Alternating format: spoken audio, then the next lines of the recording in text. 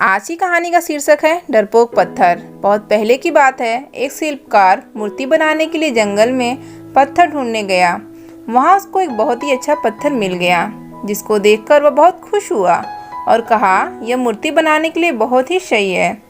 जब वो आ रहा था तो उसको एक और पत्थर मिला। उसने उस पत्थर को भी अपने साथ ले लिया।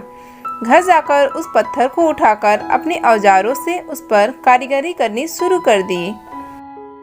औजारों की चोट जब पत्थर पर हुई तो वह पत्थर बोलने लगा कि मुझको छोड़ दो, इससे मुझे बहुत दर्द हो रहा। अगर तुम मुझ पर चोट करोगे तो मैं बिखर कर अलग हो जाऊंगा। तुम किसी और पत्थर पर मूर्ति बना लो। पत्थर की बात सुनकर शिल्पकार को दया आ गई। उसने पत्थर को छोड़ दिया और दूसरे पत्थर को लेकर मूर्ति बनाने लगा। वह पत्थर कुछ नहीं बोला। कुछ समय में शिल्पकार ने उस पत्थर से बहुत अच्छी भगवान की मूर्ति बना दी। गांव के लोग मूर्ति बनने के बाद उसको लेने आए। उन्होंने सोचा कि हमें नारियल फोड़ने के लिए एक और पत्थर की जरूरत होगी। उन्होंने वहां रखे पहले पत्थर को भी अपने साथ ले लिया। मूर्ति को ले जाकर उन्होंने मंदिर में सजा दिया और उसके सामने उसी पत्थर को रख दिया।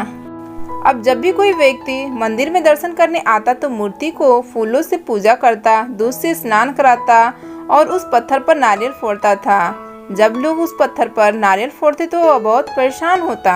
उसको दर्द होता और वह चिल्लाता, लेकिन कोई उसकी सुनने वाला नहीं था।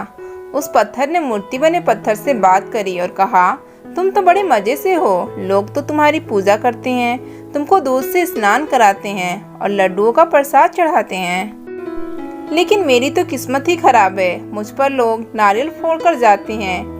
इस पर मूर्ति बने पत्थर ने कहा कि जब शिल्पकार तुम पर कारीगरी कर रहा था, यदि तुम उस समय उसको नहीं रोकते तो आज मेरी जगह तुम होते, लेकिन तुमने आसान रास्ता चुना, इसलिए अभी तुम दुख उठा रहे हो।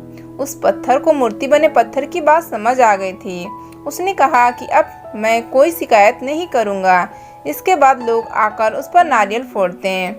नारियल टूटने से उस पर भी नारियल का पानी गिरता और अब लोग मूर्ति का प्रसाद का भोग लगाकर उस पत्थर पर रखने लगे। इस कहानी से हमें यही सीख मिलती है, हमें कभी भी कठिन परिस्थितियों से घबराना नहीं चाहिए। कहानी अच्छी लगी तो हमारे वीडियो को लाइक, चैनल को सब्सक्राइब करना ना भूलें।